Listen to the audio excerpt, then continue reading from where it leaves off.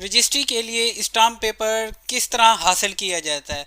मुआहदानामा, इकरारनामा, registry या किसी भी पर्पज़ के लिए स्टाम्प पेपर किस तरह हासिल किया जाता है और रजिस्ट्री के लिए किस तरह चालान तैयार किया जाता है। अस्सलामुअलैकुम। आज मैं आपको इस वीडियो में बताऊंगा कि हम किस तरह ऑनलाइन रजिस्ट्री के मुकम्मल चालान जनरेट कर सकते हैं और मुआहदानामा के लिए किस तरह चालान जनरेट किया जाता है, एग्रीमेंट के लिए। ठीक हो गया। इस वीडियो में आपको कंप्लीट बताऊंगा और स्टाम्प पेपर किस तरह ऑनलाइन डाउनलोड किया जाता है। तो आपने वीडियो को स्किप नहीं करना, वीडियो को पूरा देखना है और वीडियो को एंड तक देखना है। तो आपने क्या करना है, सबसे पहले ई स्टैम्प की वेबसाइट पे आना है। ई स्टैम्प की वेबसाइट तो आजकल सबको पता है। तो ये ई स्टैम्प की वेबसाइट है, आपने इसको ओपन करना है। ये आपके सामने सारे हेड जो हैं शो हो रहे हैं, ये देख सकते हैं। ठीक हो गया।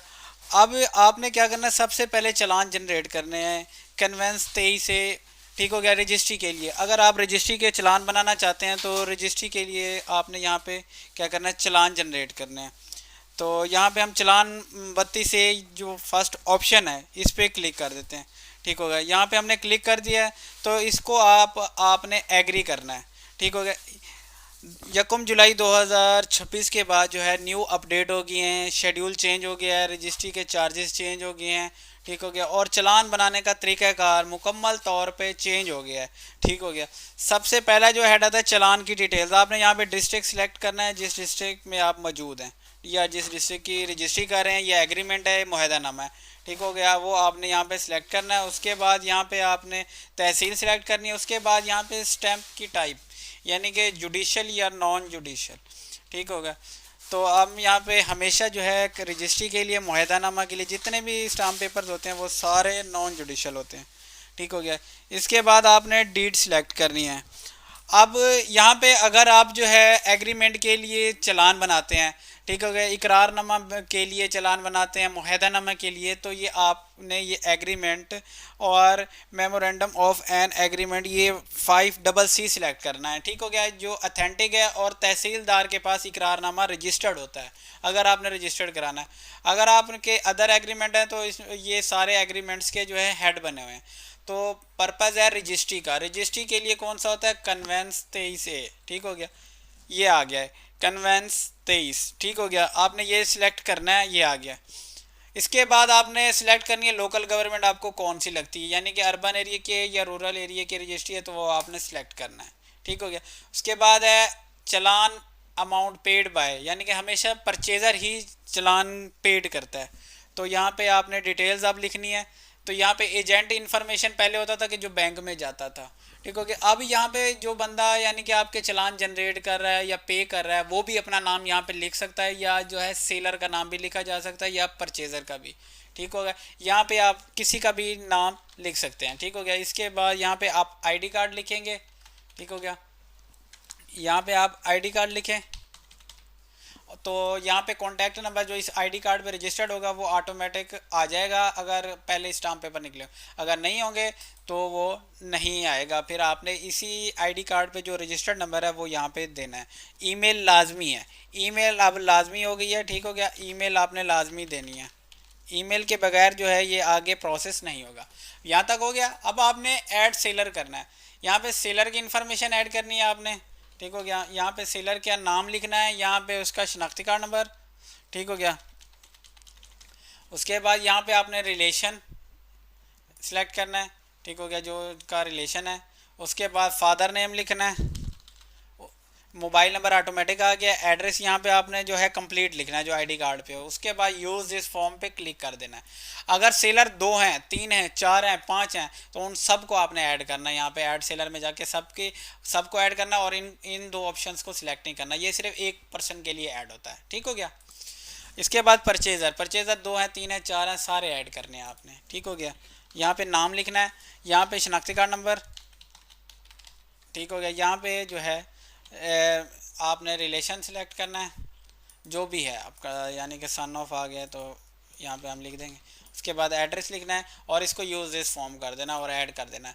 ठीक हो गया। डिटेल ऐड हो गई है। ठीक हो गया। अगर परचेज़र 2 हैं, 3 हैं, 4 हैं, 5 हैं, 6 हैं, 7 हैं, सब को आपने ऐड करना है। ठीक हो गया। ऐड परचेज़र में जाके और इसके बाद नीचे आते हैं, ये कैप्चा कोड यहाँ पे आपने इसको करना है। ठीक हो गया। ये चालान बनाने का मेथड एग्रीमेंट का भी यही है, सबका यही है। ठीक हो गया। डिवोर्स के लिए बनाते हैं तो तब भी यही है। ठीक हो गया। उसके बाद नेक्स्ट रन है, यहाँ तक पर्पस सबका सेम है। रजिस्ट्री का थोड़ा अलग है, ये रजिस्ट्री का हम चालान बना रहे हैं, आपने इसको गौर से देखना है। इसके बाद आपने यहाँ पे प्रॉपर्टी एड्रेस, यानी कि एड्रेस कौन सा लिखना होता है। गोशवारा जो है फ़र्द मलकियत, उसके ऊपर जो है ना मौज़ा लिखा होता है।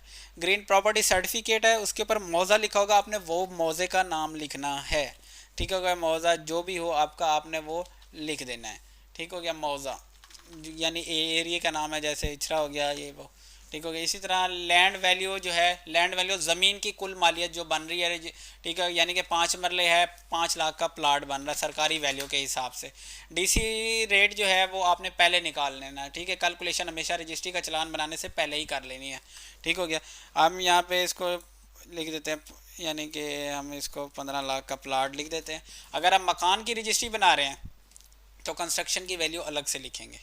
वो डीसी रेट स्क्वायर फुट के हिसाब से होती है, वो भी आपने कैलकुलेट कर लेनी है। सिंगल स्टोरी है, डबल स्टोरी है, ट्रिपल स्टोरी है। ठीक हो गया। उसके लिए वीडियो मैंने एक चैनल पे अपने अपलोड की हुई, रजिस्ट्री का खर्चा, उसमें मैंने बताया हुआ है कंस्ट्रक्शन किस तरह ऐड करनी है स्क्वायर फुट में। ठीक हो गया। वो भी आप देख सकते हैं। अब एक मरले में 272 स्क्वायर फुट होते हैं। ठीक हो गया। 272, यानी कि अगर आप 5 मरले हैं तो 5 मरले के ऊपर पूरी कंस्ट्रक्शन है सिंगल स्टोरी। तो 5 मरले को ज़रब देंगे 272 से, 5 को ज़रब देंगे 272 से, वो होगी सिंगल स्टोरी की कंस्ट्रक्शन। अगर फर्स्ट फ्लोर बना हुआ है तो फिर आप जो है उसको डबल कर लेंगे उसकी कंस्ट्रक्शन को। ठीक हो गया। उसकी कंस्ट्रक्शन की वैल्यू जो है वो आप यहाँ पे लिखेंगे। ठीक हो गया। आपने पहले डीसी रेट की वेबसाइट खोल के पहले कैलकुलेशन कर लेनी है हमेशा, उसकी वीडियो भी मेरे चैनल पे अपलोड है। ठीक हो गया। मेरे चैनल पे रजिस्ट्री के हवाले से हर एक किस्म की वीडियो मौजूद है। ठीक हो गया। तो आपने इसको नेक्स्ट करना है, ये हम प्लाट की रजिस्ट्री कर रहे हैं। ठीक हो गया। तो यहाँ पे आप सिलेक्ट करना है अर्बन या रूरल।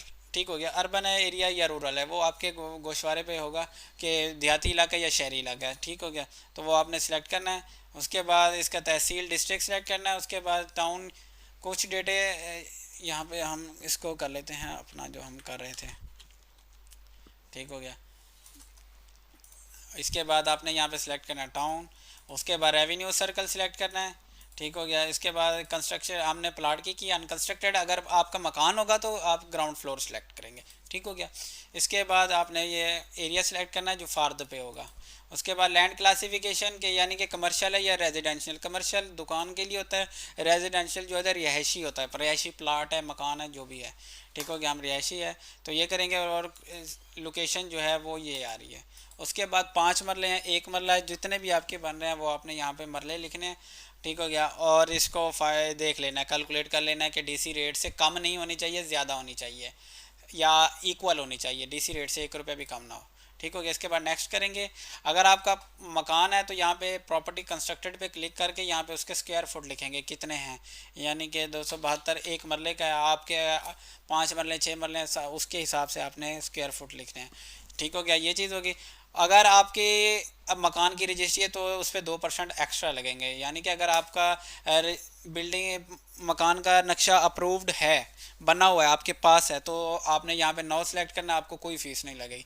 अगर यस करेंगे, ठीक है, यस करेंगे तो कोई फ़ीस नहीं लगेगी। अगर आपका नक्शा नहीं बना हुआ तो इसको नो करेंगे तो आपको 2% जो है एक्स्ट्रा फ़ीस लग जाएगी। ठीक हो गया। ये चीज़ है। तो इसके बाद आप नेक्स्ट करेंगे तो ये डिटेल आ गई, आपने इसको वेरीफाई कर लेना है और इसको जो है सेव कर लेना है। सेव करेंगे तो ये जो है बाया, उसके मोबाइल नंबर पे ओटीपी जाएगा हमेशा, जो है ओटीपी जाता है बाया के नंबर पे। बाया होता है सेलर, सेलर के नंबर पे हमेशा ओटीपी जाता है। वो आपने ओटीपी जो है वो यहाँ पे ऐड कर देना है, ओटीपी। ठीक हो गया। हम यहाँ पे ओटीपी ऐड कर देते हैं।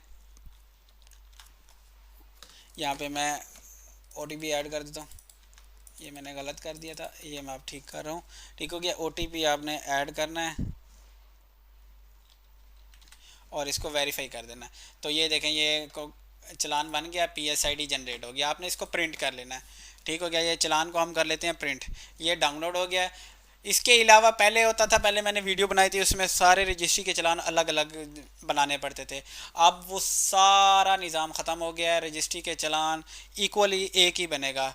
ठीक हो गया, इसमें सारे चलान हैं म्यूटेशंस के, ठीक हो गया, ज़िला कौंसल के, इसमें सारे ऑटोमेटिक बन जाएंगे। इसके अलावा कोई और चलान नहीं बनाना। एफबीआर के चलान जो हैं वो जब आप रजिस्ट्री ऑनलाइन करेंगे तो वो ऑटोमेटिक जो है वो पीएसआईडी आपको फाइलर के हिसाब से जनरेट कर देंगे। ठीक हो गया, कि फाइलर है कि नॉन फाइलर है उसके हिसाब से वो खुदकार तौर पे जो इन्होंने 1 जुलाई से न्यू सिस्टम लॉन्च किया है ना, उसके मुताबिक वो खुद ही एफबीआर के चलान बना देंगे। ठीक हो गया। अब ये था कि चलान जनरेट किस तरह करने हैं। ठीक हो गया, ये चलान जनरेट हो गए। अब चलान जनरेट होने के बाद हमने जो है स्टाम्प पेपर का प्रिंट लाजमी डाउनलोड करने होते हैं। स्टाम्प पेपर जो है वाइट पेपर पे हो गया, लेकिन इसको डाउनलोड लाजमी करना होता है। स्टाम्प पेपर को किस तरह डाउनलोड किया जाता है, आपने वापस जाना है। अब ये हमारे चलान आ गए, मैंने आपको चलान दिखा दिए, ये सारे चलान आ रहे हैं, ये देख सकते हैं, ये चलान आ रहे हैं, ये सारे चलान आ रहे हैं। स्क्रॉल कर रहा हूँ, ये चलान आ गए हैं। ठीक हो गया, ये चलान आ गए हैं सारे। ठीक हो गया। पेलरा का उन्होंने वही चार्जेस रखे हैं, 3300 रुपये जो पहले थे वो अब भी वही हैं। ठीक हो गया, ये आप देख सकते हैं, ये सारे चार्जेस आ गए। शुक्रिया। ठीक हो गया। अब आपने डाउनलोड किस तरह करना है, इसको आपने पे करना है। अब इसको मोबाइल फ़ोन, बैंक अकाउंट, कहीं पे भी जाके आपने जो है सर्च करना है GOPB। मोबाइल बैंकिंग में जाते हैं तो वहाँ पे आप बिल पेमेंट्स में जाएंगे, वहाँ पे आपने सिंपल से लिखना है GOPB। ठीक हो गया, GOPB आ जाएगा। वहाँ पे आपने ये PSID, ये जो साइड पे लिखा हुआ है, यही एक PSID पे करेंगे तो ये सारे चलान पे हो जाएंगे। ठीक हो गया, ये सारे चलान पे हो जाएंगे। ठीक हो गया, आपने इसको पे करना है और उसका स्क्रीनशॉट हमेशा अपने पास सेव लाजमी रखना है। ठीक हो गया, अगर कोई इशू होता है तो आपके पास प्रूफ लाजमी होता है। ठीक हो गया, ये हो गया चलान का। अब इसको हम डाउनलोड किस तरह करेंगे, आपने वापस जाना है ई स्टैम्प की वेबसाइट पे। यहाँ पे अब ये देखें, ये है डाउनलोड स्टैम्प पेपर। आपने यहाँ पे क्लिक करना है डाउनलोड स्टैम्प पेपर पे। डाउनलोड स्टैम्प पेपर पे क्लिक कर दिया, ये देखें, ये डाउनलोड स्टैम्प पेपर पे हमने क्लिक कर दिया। अब यहाँ पे आपने जो है चलान का नंबर लिखना है या PSID, ये दोनों में से कोई एक चीज़। और उसके बाद जब आप चलान पे करेंगे तो आपके मोबाइल नंबर पे SMS आ जाएगा ई स्टैम्प नंबर का। ई स्टैम्प नंबर जो है वो आपने यहाँ पे पेश करना है। उसके बाद शनाख्ती कार्ड जो है बाया का, मोबाइल नंबर बाया का। उसके बाद यहाँ पे काउंटिंग आपने इसको जो है 2 कर देनी है। ठीक है, ये 2 से ऊपर नहीं जाएगा। उसके बाद आपने इसको क्या करना है, डाउनलोड पे क्लिक कर देना है। जैसे ही आप डाउनलोड पे क्लिक करेंगे तो बाया के पास जो है OTP जाएगा। वो OTP हमेशा सेव करना है, क्योंकि वो जो स्टाम्प पेपर की PDF फाइल होगी उसका पासवर्ड भी वहीं होगा। ठीक हो गया, वो आप ओके करेंगे तो आपके पास जो है स्टाम्प पेपर डाउनलोड हो जाएगा। अब आपको मैं स्टाम्प पेपर दिखा देता हूँ। स्टाम्प पेपर अब डाउनलोड हो गया। ठीक हो गया, स्टाम्प पेपर डाउनलोड होगा तो वो आप वाइट पेपर पे प्रिंट कर सकते हैं, येलो पेपर पे भी कर सकते हैं। ठीक हो गया, वो आपकी मर्ज़ी है, या पुरानी कंटिन्यूस शीट जो है उन पे भी कर सकते हैं। ठीक हो गया, ये था रजिस्ट्री के लिए चलान बनाने का तरीका, और इसमें मैंने आपको एग्रीमेंट्स के हवाले से भी गाइड कर दिया है। अगर आप चाहते हैं कि सिर्फ एग्रीमेंट के ऊपर मैं अलहदा से वीडियो बनाऊं तो आप मुझे कमेंट सेक्शन में बताएं, मैं कि नेक्स्ट वीडियो किस टॉपिक पे बनाऊं। ठीक हो गया, वीडियो लाइक कर दीजिएगा, चैनल को सब्सक्राइब लाजमी किया करें। आप चैनल को सब्सक्राइब करते हैं तो हमारे अंदर मोटिवेशन ज़्यादा आ जाती। ठीक है, तो आपका शुक्रिया, वीडियो को लाइक कर दें। और अगर कोई इशू आ रहा है ना, डिस्क्रिप्शन में व्हाट्सएप का मैंने लिंक दे दिया है, लिंक पे क्लिक करके आप हमसे रब्ता कर सकते हैं। कोई इशू आ रहा है तो आपको लाजमी जवाब दिया जाएगा। शुक्रिया, अल्लाह हाफिज़।